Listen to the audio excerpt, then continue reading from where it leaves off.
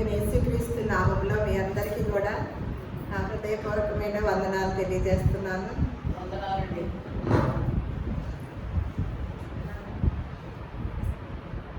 Children's day సందర్భంగా పిల్లల గురించి అంటే పిల్లల్ని అంటే చిన్నపిల్లలు కదా, వాళ్ళకేం తెలియదు కాబట్టి పిల్లల్ని పెంచే వారి గురించి చెప్పాలని నేను ప్రిపేర్ అయ్యి వచ్చాను. మనకేంటంటే ఈ మధ్యకాలంలో ప్రతి ఇంట్లో కూడా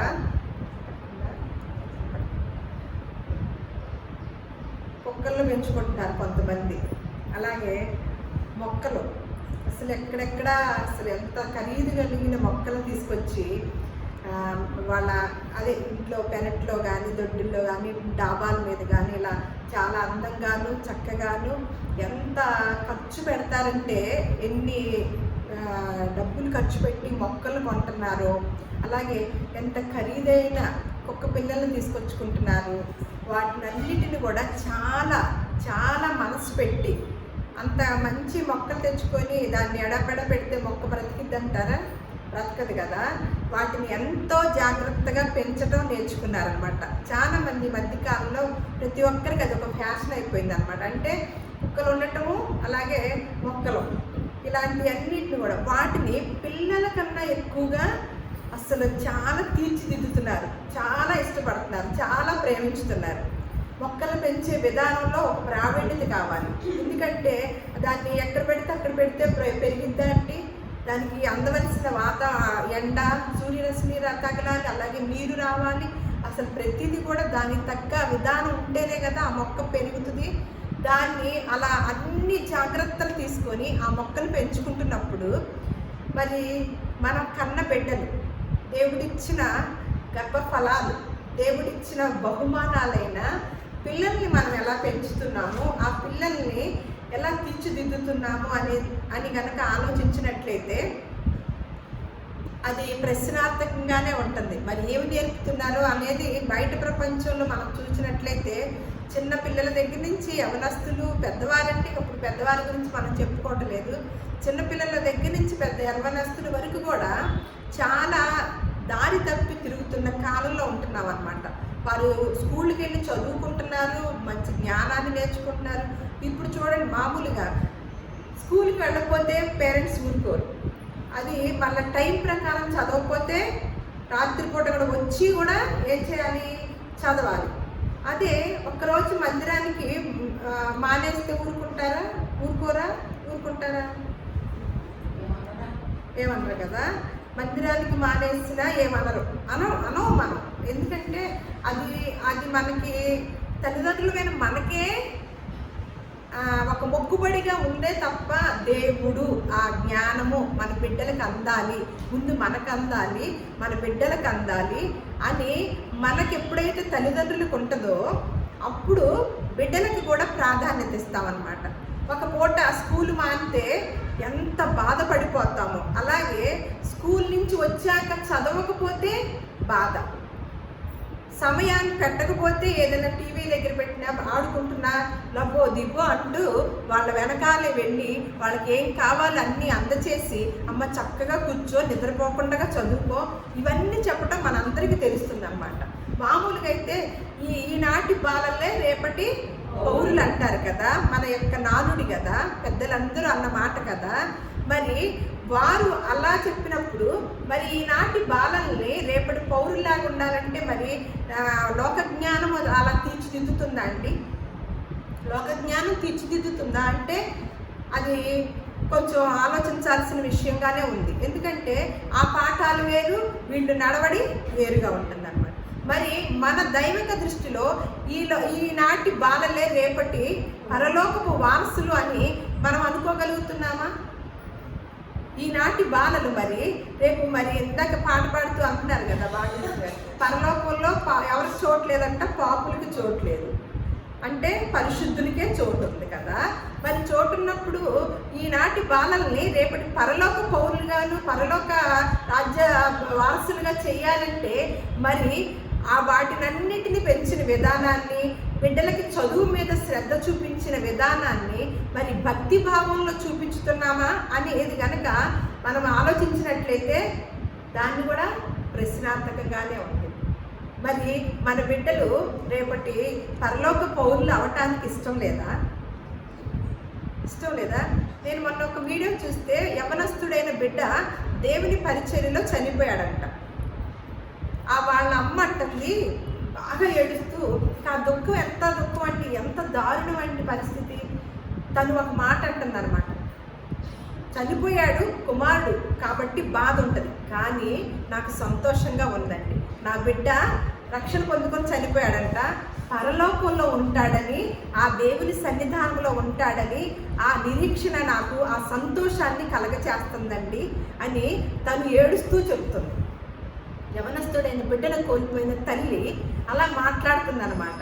నాకేమీ బాధ లేదండి, కాకపోతే ఎడబాటు అనమాట. భూలోకంలో ఉండగా వాళ్ళు కనపడను మళ్ళా, కానీ ఎక్కడికి వెళ్ళి ఉంటాడో బాబు అక్కడికి వెళ్ళాడంట.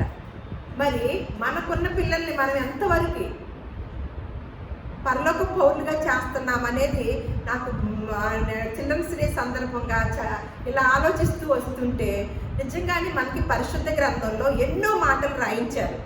మీకు ఇలా మీ బిడ్డల్ని ఇలా పెంచుకోండి, మీ కుటుంబాలను ఇలా కట్టుకోండి, మీరు ఎలా ఉండండి, స్త్రీలారా మీరు ఎలా ఉండండి, పురుషులారా మీరు ఎలా ఉండండి, పిల్లలారా ఎలా ఉండండి అని అందరికీ సంబంధించిన ప్రతి మాటను కూడా మనకి తెలియచేయకుండా ఏదీ లేదండి. అయ్యో మాకు తెలియదండి ఎలా ఉండాలో అని వింటూ ఉంటాం కదా బయట ప్రపంచంలో. అయ్యో నాకు తెలియదండి నేను ఇలా జీవించాలని, ఇలా నడవాలని కానీ ఇక్కడ పరిశుద్ధ గ్రంథంలోకి వచ్చేసరికి అలా తెలీదు అనటానికి లేకుండా అన్ని విషయాలు క్షుణ్ణంగా రాయించి ఉంచారు.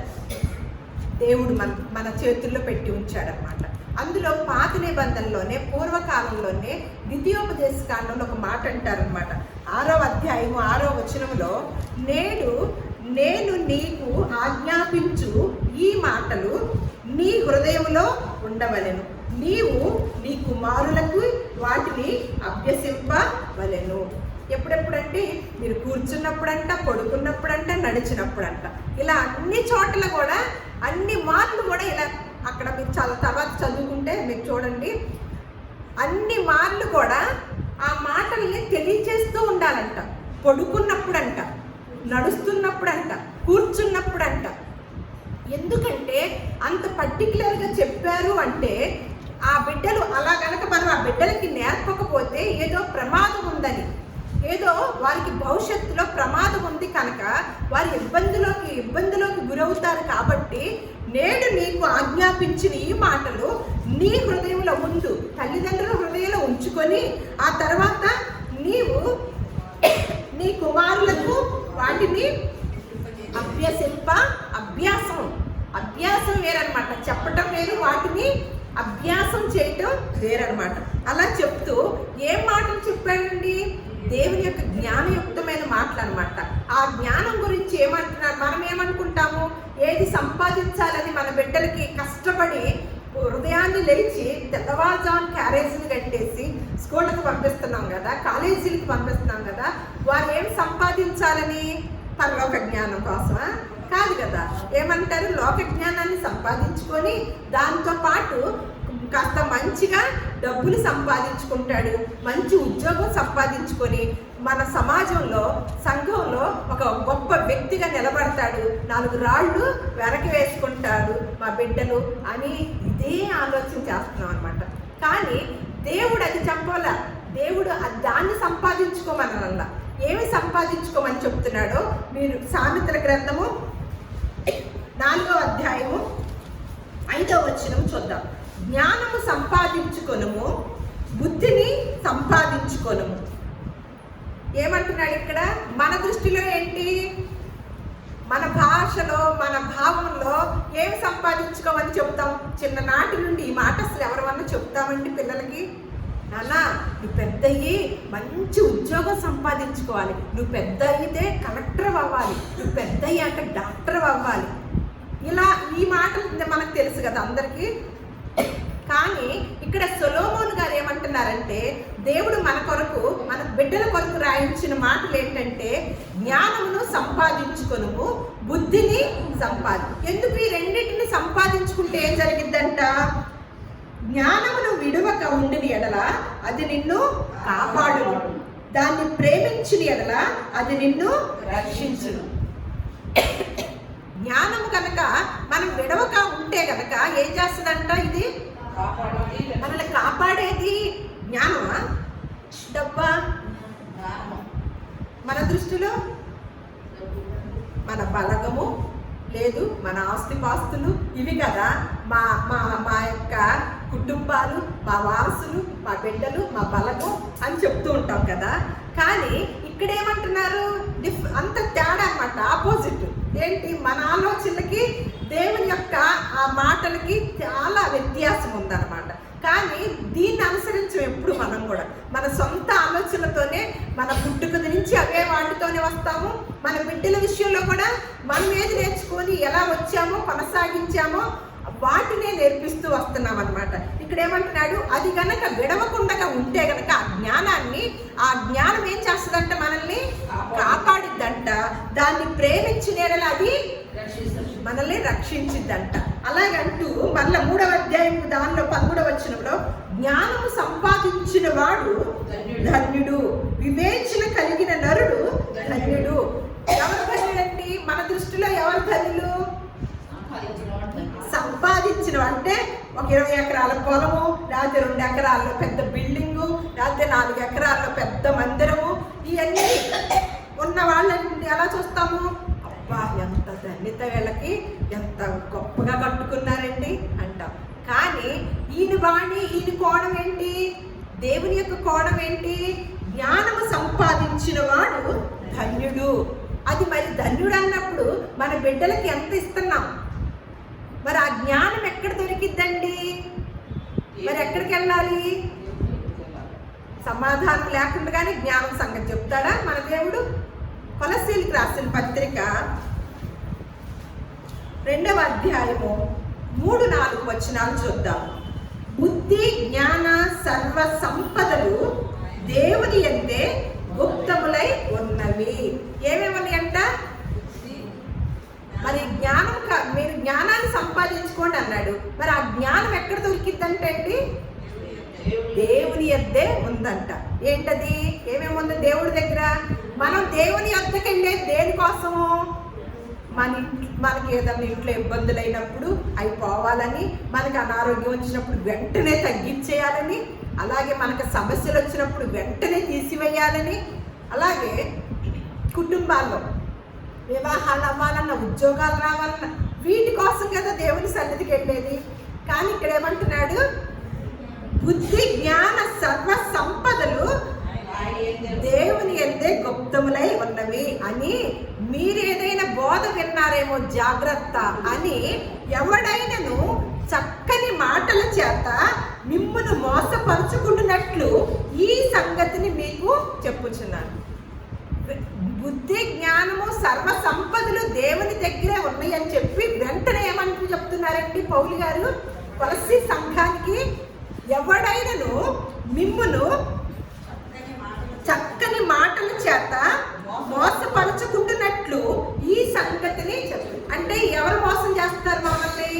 మనం ఏ దేవుడు అనే దేవుని సన్నిధానానికి ఎక్కడికైతే వెళుతున్నామో, ఏ మందిరానికైతే వెళుతున్నామో అక్కడ దేనికి ప్రాధాన్యత ఇస్తున్నారండి?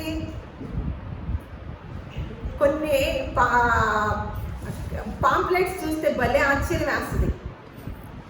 మీకు సమస్యల రండి, మీకు అనారోగ్య కారణాలు ఉన్నాయా రండి, అలాగే మీ కుటుంబంలో మీ పిల్లలకి ఉద్యోగాలు లేవా రండి, మీ పిల్లలకి వివాహాలు అవ్వటం లేదా రండి, మీ పిల్లలకి పిల్లలు పుడటం లేదా రండి, మీరు అశాంతితో ఉన్నారా, మనశ్శాంతి కోల్పోయారా రండి అని పాంప్లెట్స్ చూసినప్పుడు ఆశ్చర్యం వేస్తూ ఉంటుందండి.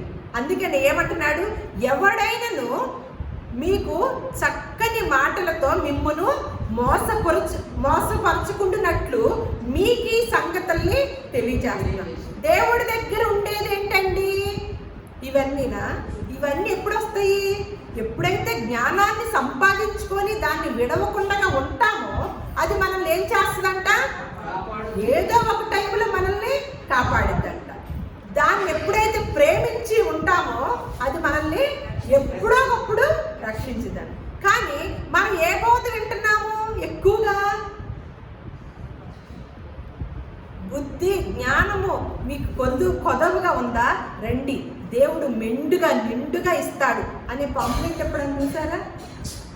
కాదు.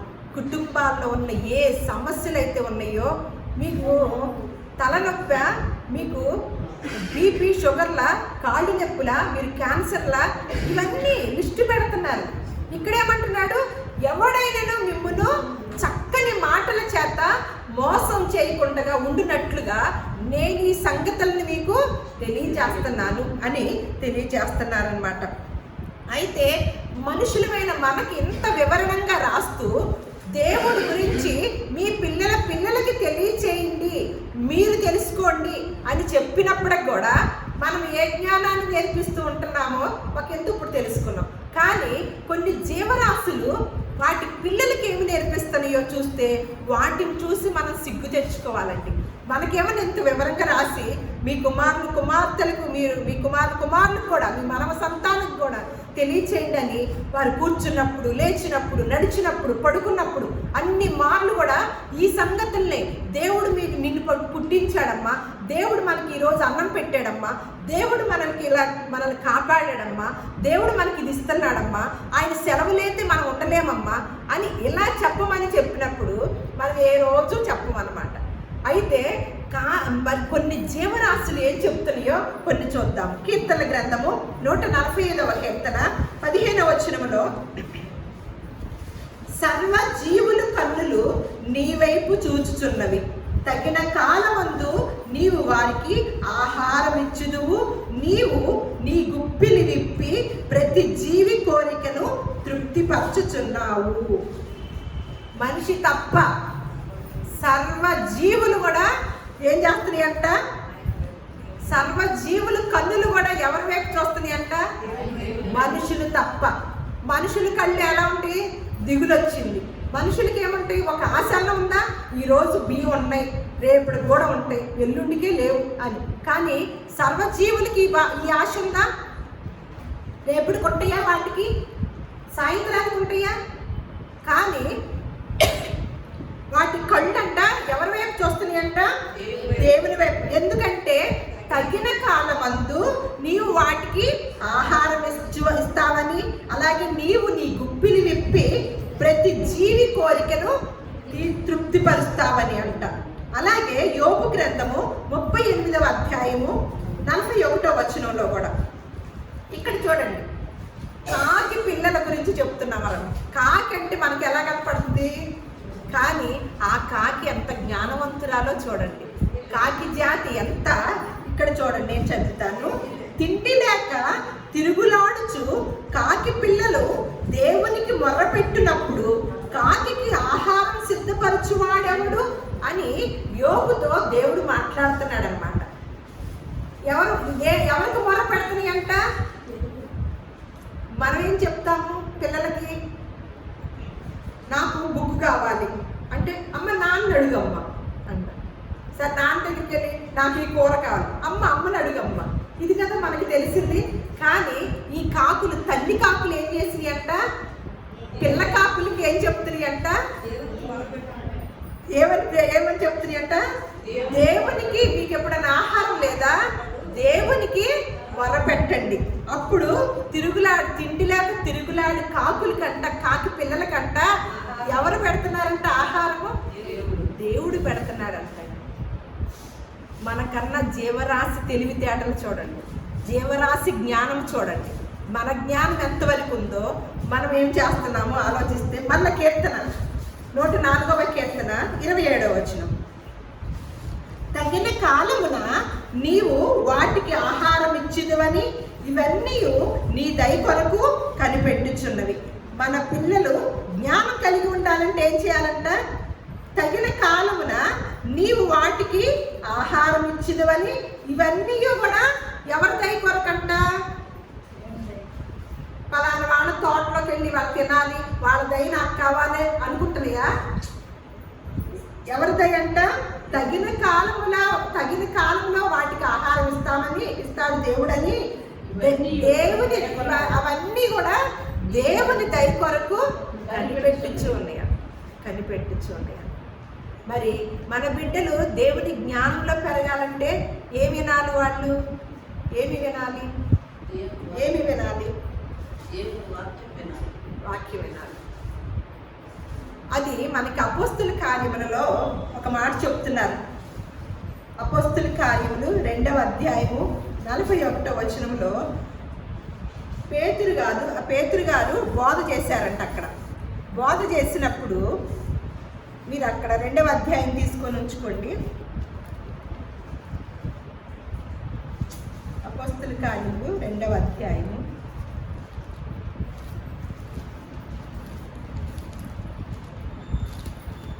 ప్రారంభ సంఘము ప్రారంభమైన తొలి దినాలు ఒక 25 సంవత్సరాల క్రితం అనమాట. సంఘము ప్రారంభమై అప్పటికి 25 సంవత్సరాలు అయి ఉంటుంది. అప్పుడు జరిగిన సంఘటన మనం చూస్తున్నాం. మొదటి సంఘము ప్రారంభమై 25 సంవత్సరాలలో జరిగిన సంఘటన చూస్తున్నాం అనమాట. 2వ అధ్యాయము 41. కాబట్టి అతని వాక్యము అంగీకరించిన వారు ఎవరు చెప్తున్నారు? ఆ పైన పేతురు గారు చెప్తున్నారు అనమాట. పేతురు గారు వాక్యము చెప్తుంటే ఏం చేస్తున్నారు ప్రజలు చూద్దాం. కాబట్టి అతని వాక్యం అంగీకరించిన వారు బాప్తిస్మము పొందిరి. ఆ దినమందు ఇంచుమించు 3000 మంది చేర్చబడిన. ఏంటండి అసలు ఆశ్చర్యం!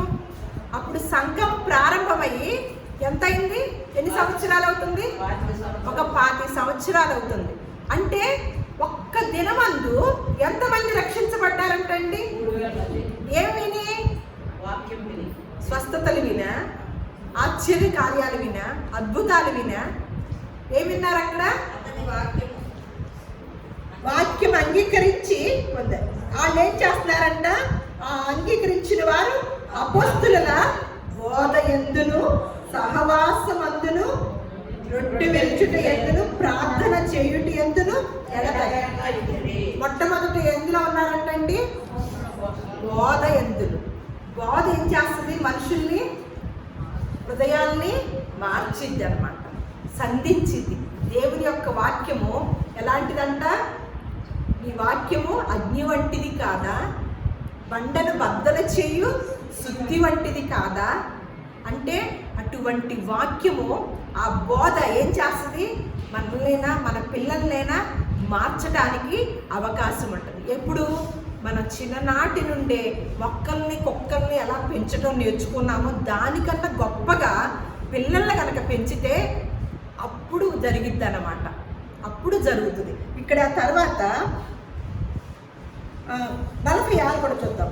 మరియు వారు ఏక మనస్కులై ప్రతి దినము దేవాలయములో తప్పక కూడుకొనుచు. ఏం చేస్తారంట? మనకు వారానికి ఒకసారి వస్తున్నారా? వారు అందరి మనస్సు ఏకమైందంట. ఇక్కడ ఉన్న ఒక 100 మంది మనసు ఏకంగా ఉంటుందండి.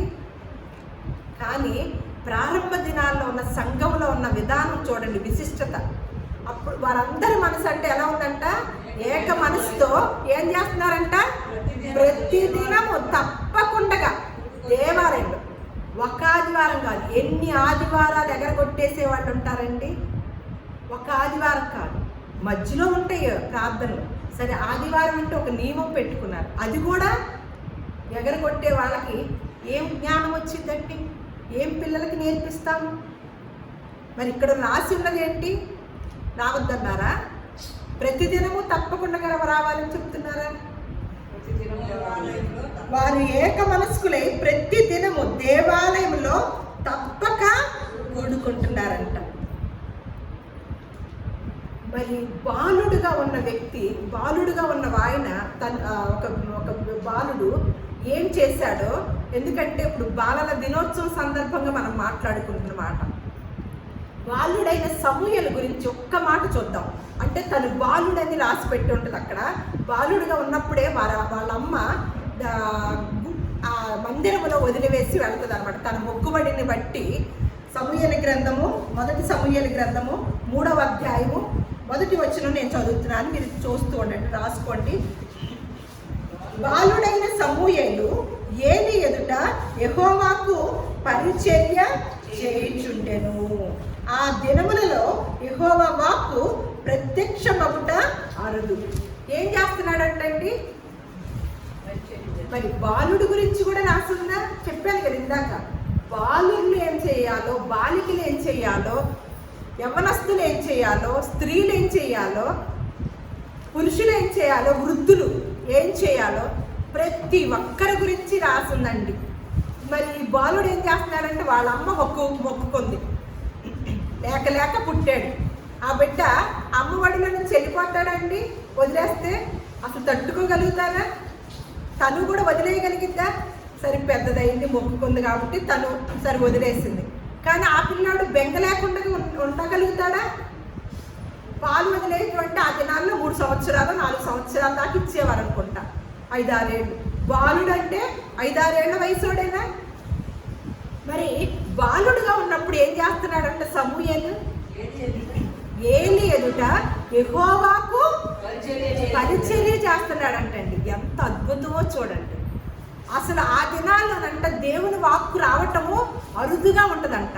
నేను చెప్తున్నాను, చిన్ననాటి నుండి మన బిడ్డలకి ఇచ్చిన జ్ఞానం ఏం చేస్తుందంటే అది కాపాడిద్దంట, రక్షించిద్దంట, ఇంకా తెలియని సంగతులు కూడా తెలియచేసిద్ది. తెలుసా అండి?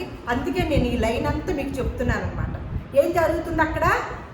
దేవుని యొక్క వాక్కు అరుదుగా ప్రత్యక్షమవుతూ ఉందంట.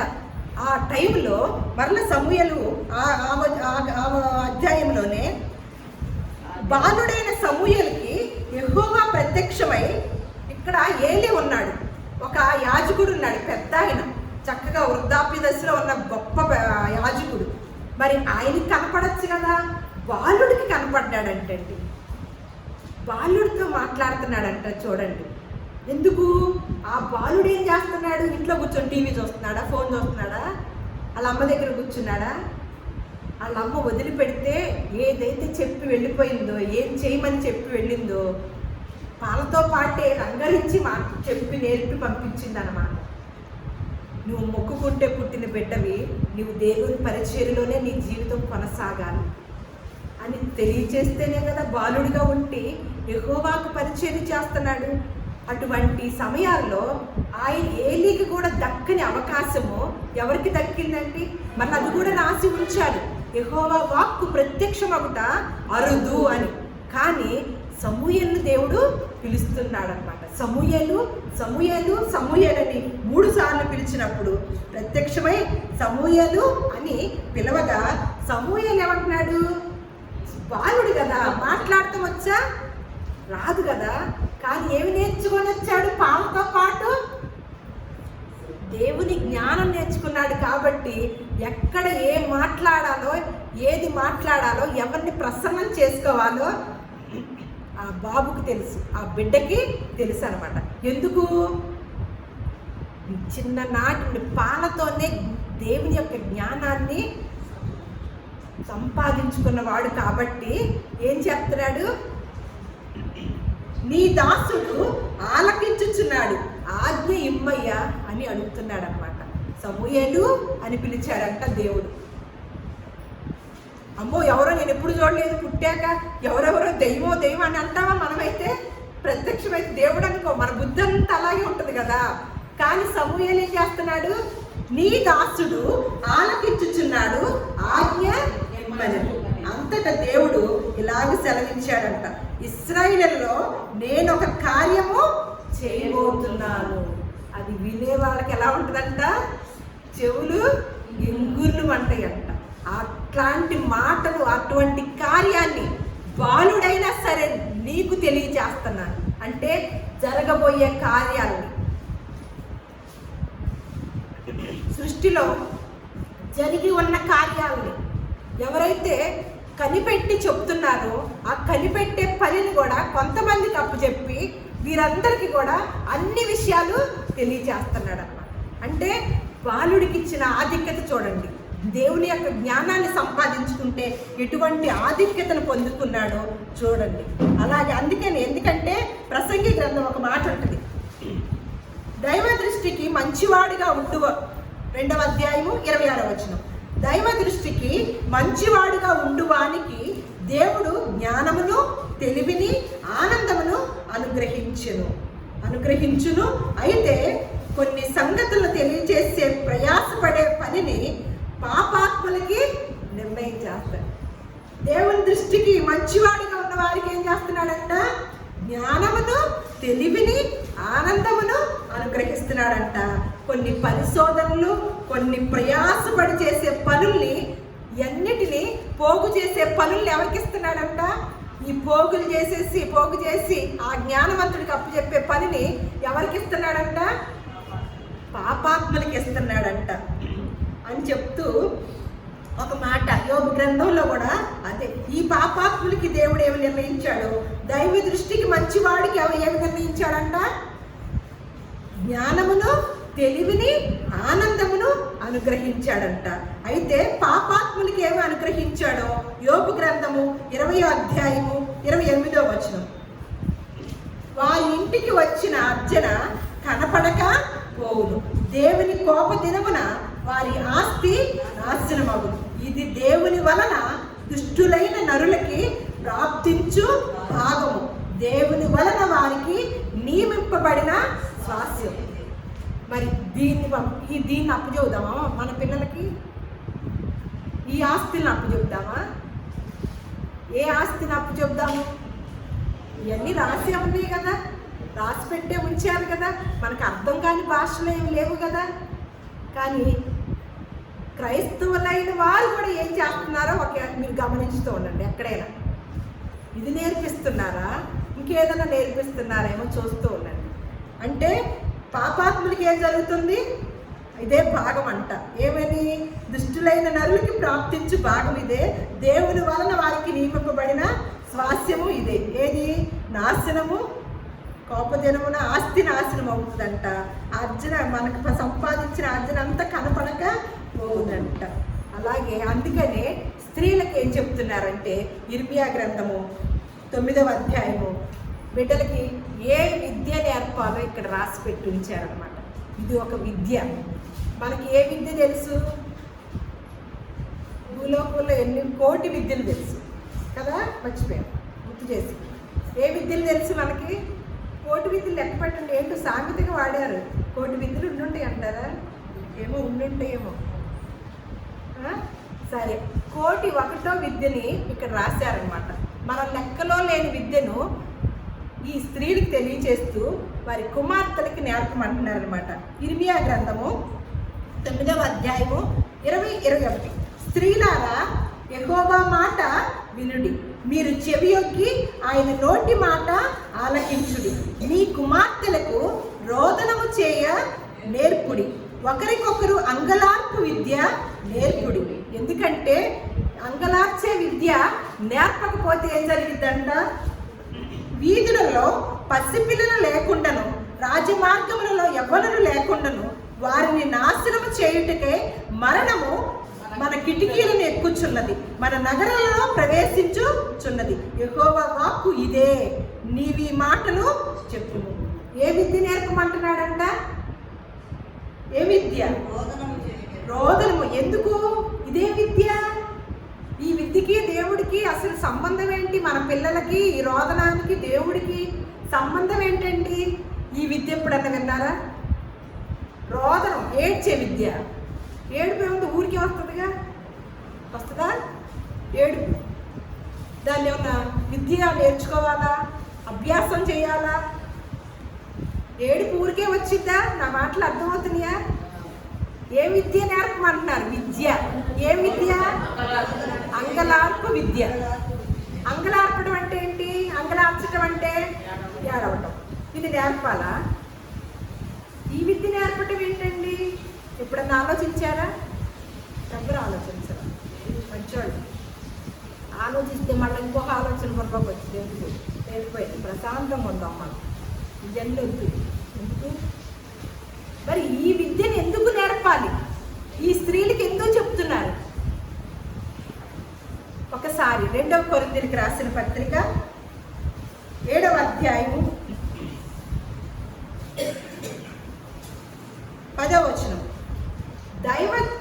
దైవ చిత్తానుసారమైన దుఃఖము రక్షణార్థమైన మారు మనస్సును కలగచేయు. ఈ మారు మనస్సు దుఃఖమును పుట్టించదు. అయితే ఈ లోక సంబంధమైన దుఃఖము మరణమును కలగచేయదు. ఇప్పుడు ఏ దుఃఖము ఏం నేర్పించమంటున్నారు?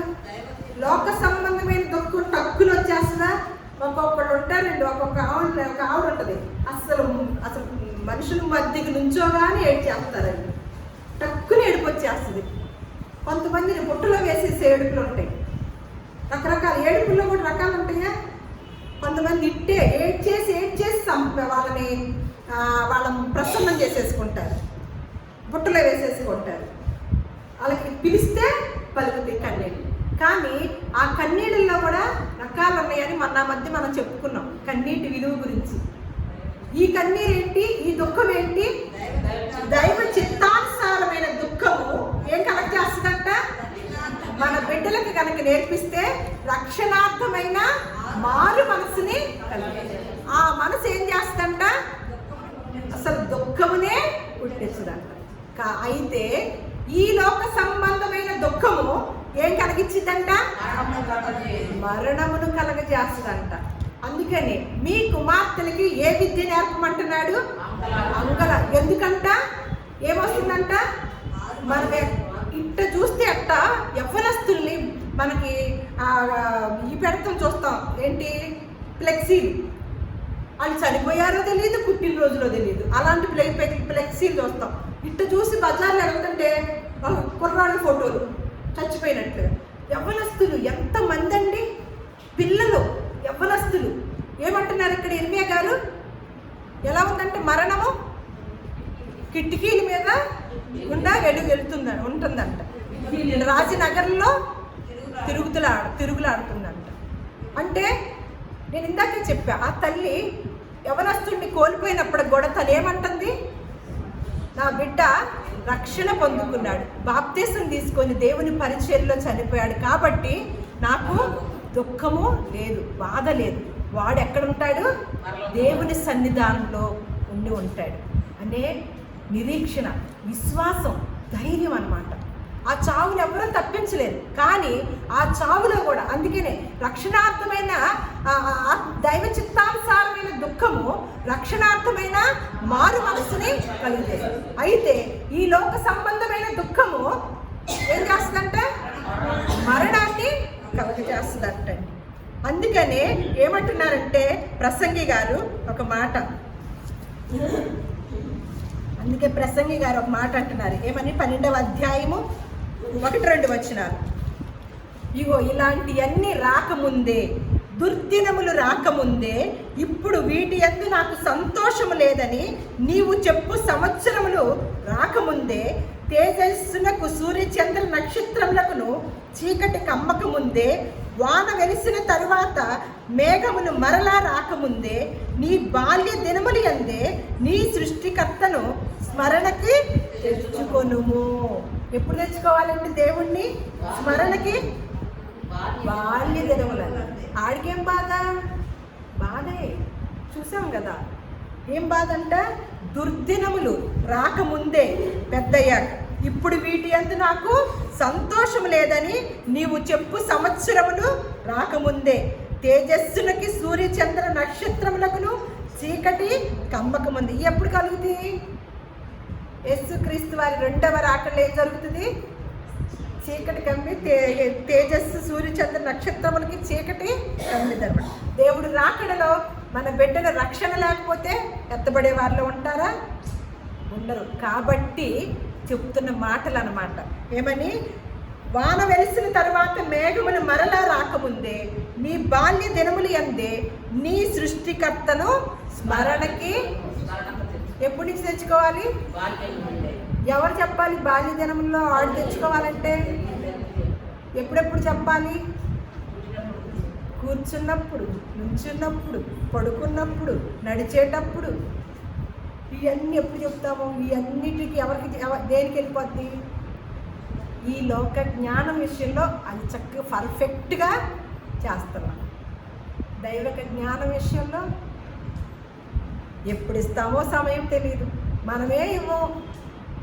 ఎందుకంటే అదే ప్రసంగి గ్రంథంలో గూఢమైన ప్రతి అంశమును గూర్చి దేవుడు విమర్శ చేయనప్పుడు ఆయన ప్రతి క్రియను, అది మంచిదే కానీ చెడ్డదే కానీ, తీర్పులోనికి తెచ్చును, జాగ్రత్త అని తెలియచేస్తున్నాడు. బాల్య దినములు యందే సృష్టికర్తను స్మరణకు తెచ్చుకోమంటాడు. ఈనాటి బాలలే రేపటి పరలోకపు పౌరులుగా తీర్చిదిద్దే పని ఎవరిదండి? బాల్య దినములు యందే సృష్టికర్తను స్మరణకి తెచ్చుకునే విషయం ఎవరు చేయాలండి? ఆ బాలుడికి ఎవరు నేర్పించాలి? జీవరాశిని కొన్ని జీవరాశులకి ఏమన్నా అవి చక్కగా నేర్పుతూ వచ్చినాయి. దేవుని దయ కొరకు కాకి పిల్లలు ఎదురు చూస్తున్నాయి. దేవుడు పెట్టే ఆహారం కొరకు తగిన కాలంలో పెట్టిన వాటిలో మంచి వాటిని తిని తృప్తి పడుతున్నాయి అంట. మనకెప్పుడైనా తృప్తి ఉందా? మనకి లేదు, మన పిల్లలకి లేదు. ఒకటేదైనా కొనిచ్చాక మన పిల్లలు తృప్తి పడతారా? మళ్ళీ రెండోది రేపు అడుగుతారు. కానీ కొన్ని జీవరాశులు వాటి పిల్లలకి మరి ఎంత జ్ఞానంతో నేర్పి ఉంటుందంటారు? బాల్య దినములు యందే నీ సృష్టికర్తని స్మరణకి తెచ్చుకోమన్నారు సొలొమోను గారు చెప్తున్నారు. ఆ బాల్య దినములందు ఆ బిడ్డ సృష్టికర్తను స్మరణకు తెచ్చుకోవాలంటే తల్లిదండ్రుల యొక్క పని. అటువంటి ఆధిక్యతను మన బిడ్డలకి, మన బిడ్డలకి అందచేసే వారముగా దేవుడు మనలందరినీ కూడా బుద్ధి జ్ఞానంతో ఆశీర్వదించునుగాక.